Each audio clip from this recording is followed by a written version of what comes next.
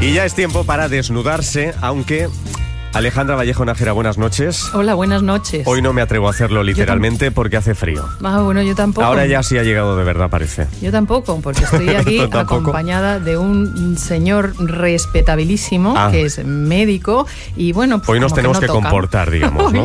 Hoy hay que portarse bien, sí, bien, sí, que vamos luego nos regañan. ¿De qué vamos a hablar hoy, Carlas? Pues mira... Bueno, yo ya lo sé, lo hemos comentado ya en el sumario, pero cuéntanos. Bueno, pues de somatizaciones. ¿Qué quiere decir eso? Cuando ocurre algo en mi cuerpo negativo que me impide sentir que estoy bien, que creo que algo me está pasando, y sin embargo no tengo ninguna enfermedad, o sea, esto ha degenerado en una enfermedad, pero no tengo ninguna enfermedad declarada por fallo fisiológico. Luego hay que pensar en que puede haber un condicionamiento emocional o psicológico que hace que mi cuerpo reaccione de una manera violenta a través de una enfermedad. Y entonces vengo acompañada del doctor Miguel Martínez Falero, que es médico en medicina general, es doctor en medicina, pero además es un grandísimo experto en medicina psicosomática y en una medicina que tiene un nombre así, un nombre raro, curioso, ¿sí? Antroposófica, medicina antroposófica. Entonces vamos a preguntarle ya. Doctor, buenas noches.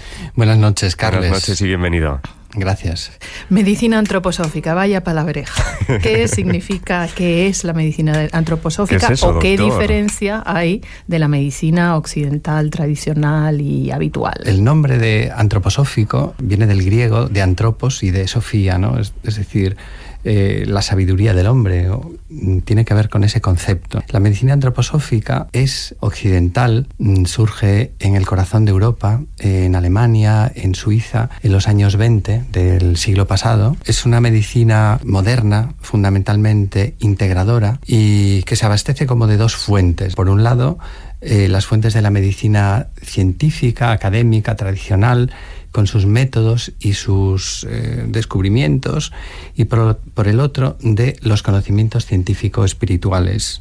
Perdón, doctor, ¿puedo interpretar por eso que cuando un paciente acude a su consulta, pues por ejemplo con un trastorno digestivo, con gastritis persistentes o con el famosísimo colon irritable o con cualquier otro tipo de dolencia, a lo mejor unos problemas de riñón que, bueno, pues porque se manifiestan a través de cistitis persistentes, y que los médicos habituales de urgencias pues suministran las pastillas X, las que sean, pero esto no termina o se alivia cuando está tomando la medicación, pero luego vuelve otra vez. Y entonces ahí es donde la medicina antroposófica contempla, a ver si voy por el camino correcto, contempla al ser humano como en un todo, o sea, no vigila estrictamente el síntoma, sino entiende o investiga de dónde viene ese síntoma y desde cuándo y cómo se manifiesta de una forma muchísimo más integral o mucho más amplia. ¿Es eso?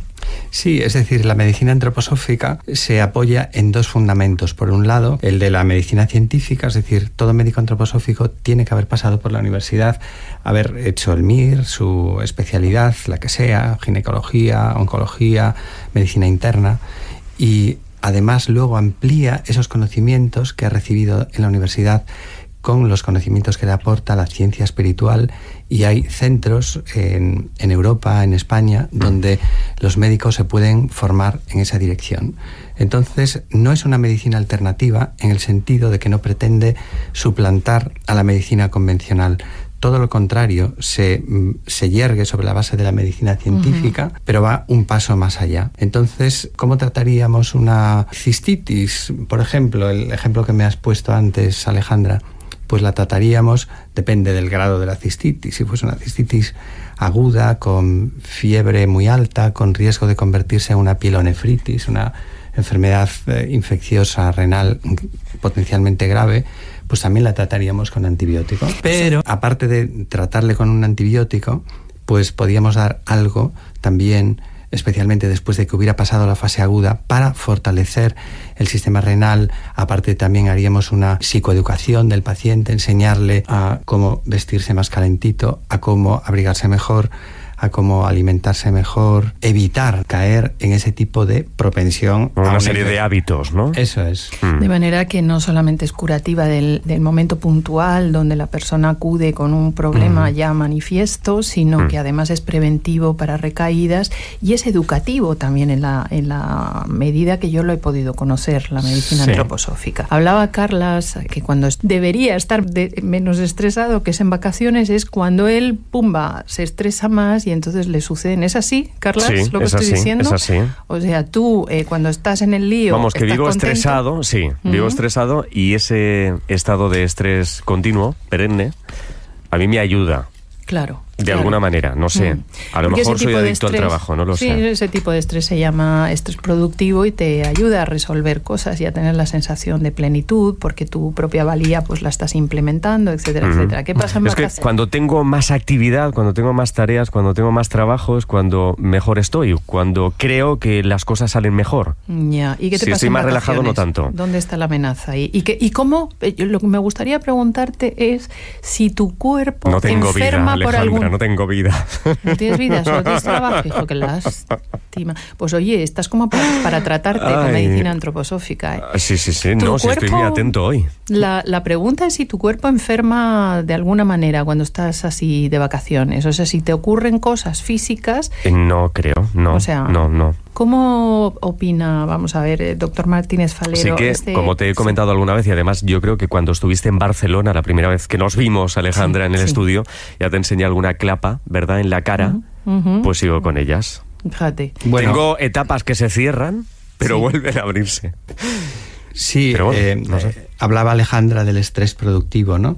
La medicina antroposófica va más allá de la medicina psicosomática, que es un concepto que procede del dualismo científico, ¿no? Del psique y soma. La medicina antroposófica contempla al ser humano desde un punto de vista holístico, integrador y desde un punto de vista trinitario. Es decir, que pretende superar el dualismo científico en el que ha caído la ciencia, evidentemente, valga la redundancia, y avanzar hacia el 3, es decir, que es el ser humano está dotado de un cuerpo, de una parte, de una dimensión psíquica y de una dimensión individual, o sea, de su personalidad individual. ¿Qué es el estrés? De todas maneras, lo contemplamos como, desde el punto de vista de la medicina psicosomática, como la expresión corporal de la respuesta inespecífica al estrés. Es decir, que, que lo que te ocurre, ¿no?, es una respuesta inespecífica a esa situación de estrés en la que estás metido. Pero de alguna manera, doctor, ¿es bueno que el cuerpo reaccione así? ¿Esas somatizaciones son buenas de alguna manera? ¿Por algún lado tiene que salir esa presión que vivimos? Bueno, Alejandra, que es una experta en todo lo referente a las neurociencias, ¿no?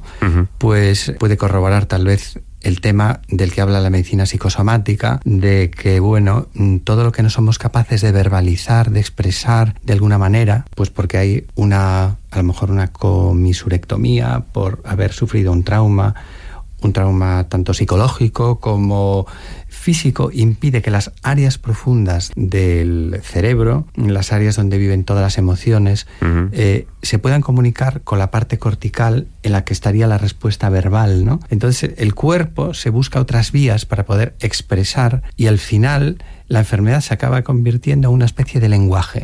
De manera que podríamos casi corroborar ese dicho que enuncia lo siguiente: el cuerpo grita lo que la voz calla. Eso es. Y en parte sucede que la voz calla muchas veces porque el sufrimiento llega a convertirse en una especie de hoguera gigantesca, donde ya la persona no distingue pues los distintos elementos que están ardiendo ahí.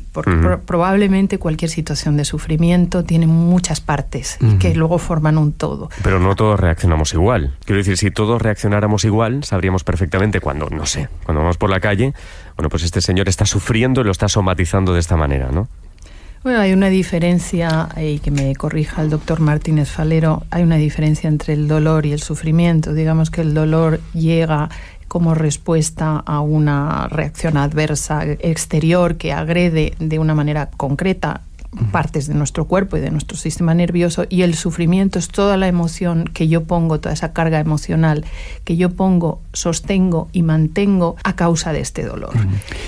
El cuerpo utiliza para somatizar unas vías psico-neuro-inmunoendocrinas.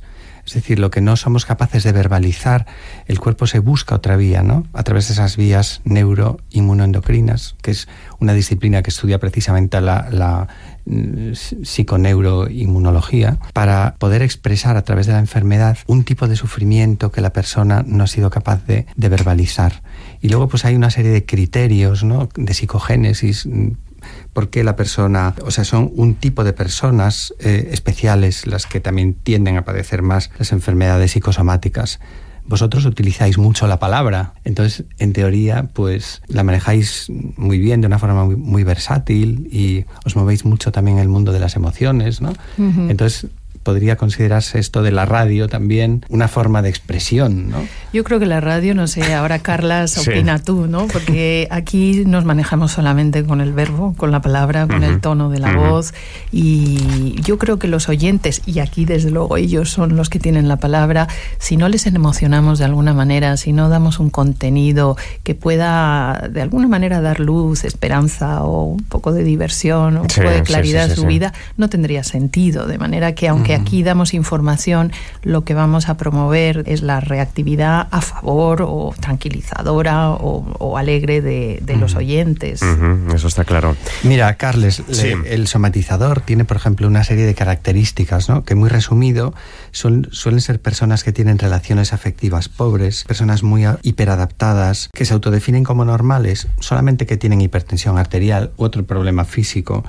Luego carecen de esa capacidad de expresión verbal, de afectos y emociones, por bloqueo de ese sistema límbico y neocortical, ¿no? Y bueno, pues eso yo creo que dice mucho, ¿no? La inhibición de la expresión verbal... Me siento identificado, por cierto, con todo lo que ha dicho. Bueno. Vamos a ver, porque la medicina antroposófica, una cosa que a mí me encanta es que contempla mucho los primeros 7 años de vida y después los siguientes durante la adolescencia. Sí. Yo creo que la inhibición de la posibilidad de explicar cómo te sientes, qué te duele, lo que te han agredido o cómo te está agrediendo la vida en esos primeros 7 años, cuando no has tenido en casa, en tu nido, en tu hogar, en tu refugio, alguien capaz de escucharte o que ha generado el clima necesario para que tú, niño, te sepas expresar y que acoja tu dolor o tu desconcierto.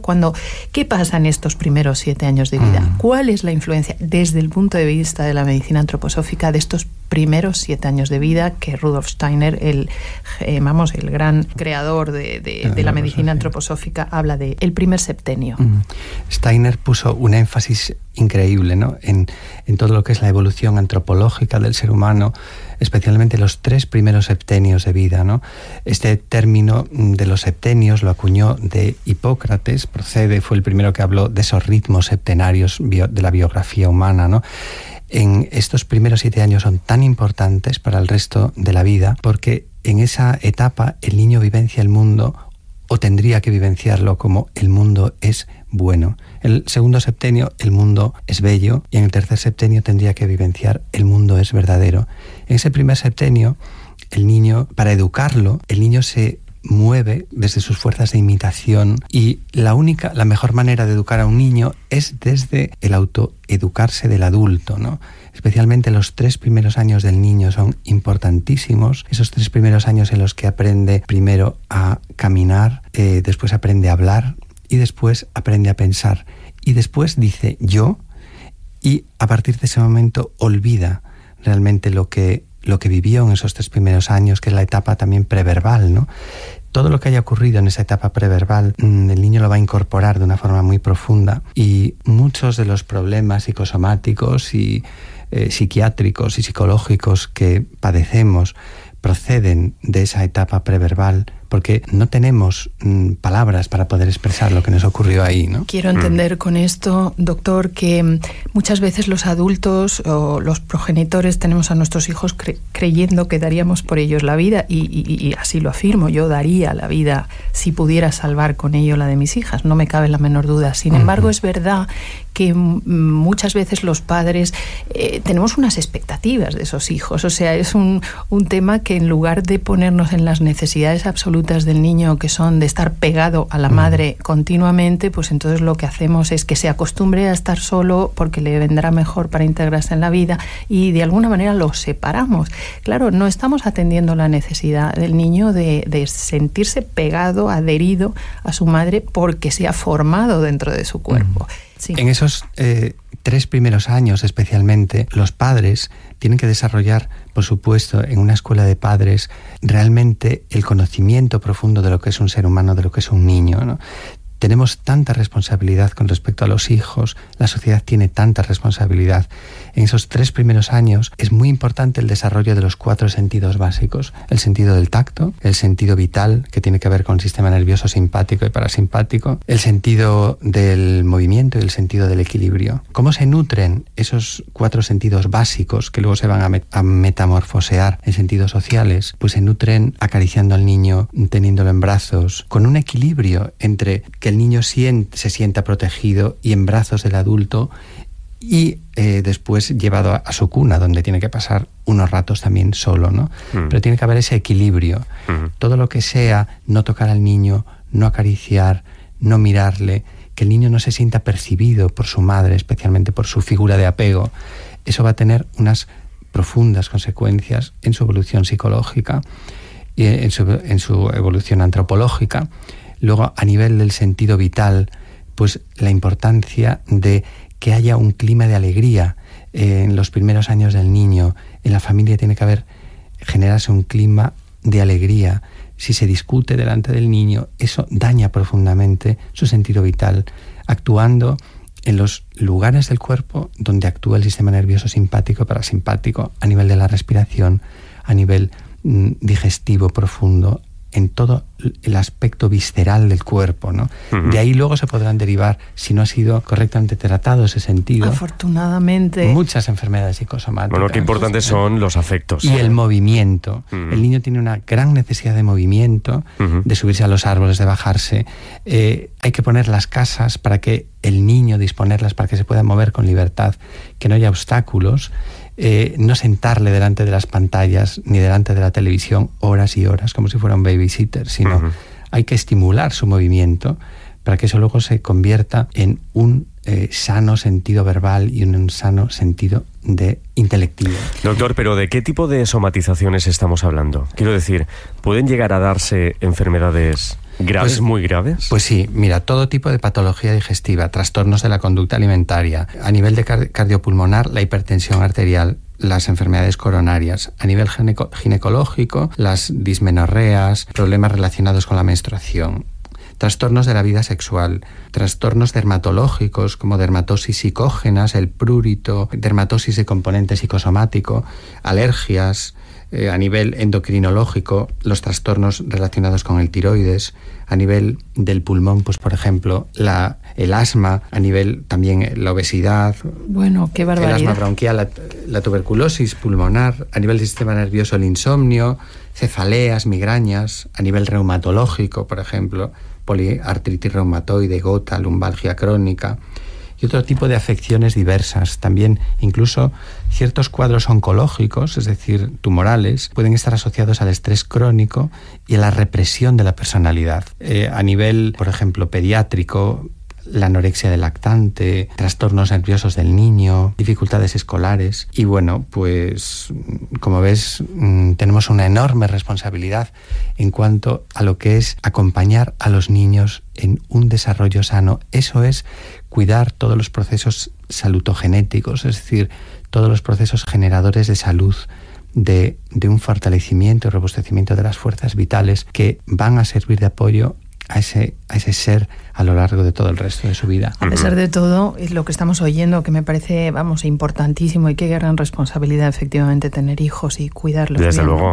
Sin embargo, hay milagros, suceden milagros. Y hablo concretamente de una figura que es un compositor de música, me refiero a Beethoven, sí. Un niño, siendo niño, profundamente maltratado por su padre, lo encerraba en un sótano, le obligaba a tocar el piano, siendo un niño muy pequeño, durante horas y horas, día y noche, y a pesar de todo, y a pesar de que la vida encima le mandó una sordera, él que se dedicaba a la música no podía oír lo que estaba componiendo, pues es capaz de hacer esta maravilla, esta belleza, donde hay una instrumentación.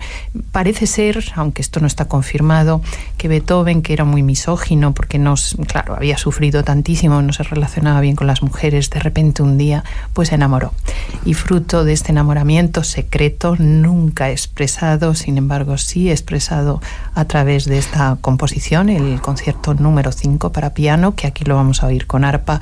Y fíjense qué belleza, cómo entra ese arpa, que es justo, a ver, ya no sé si nos vamos a despedir, no sé si nos da tiempo, no, pero bueno, escucharemos y luego si acabas de hablar de la resiliencia. Vamos a escucharla. Venga, vamos a escuchar, hablamos de la resiliencia.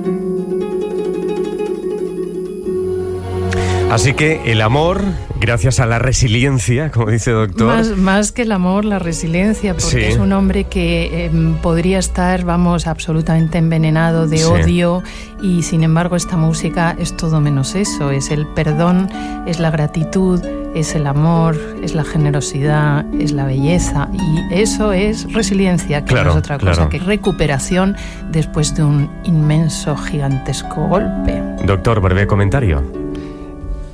Pues yo creo que después de lo que ha dicho Alejandra, ya todos los comentarios sobran, pero realmente pues es esa capacidad de resistencia, ¿no?, a los embates del destino,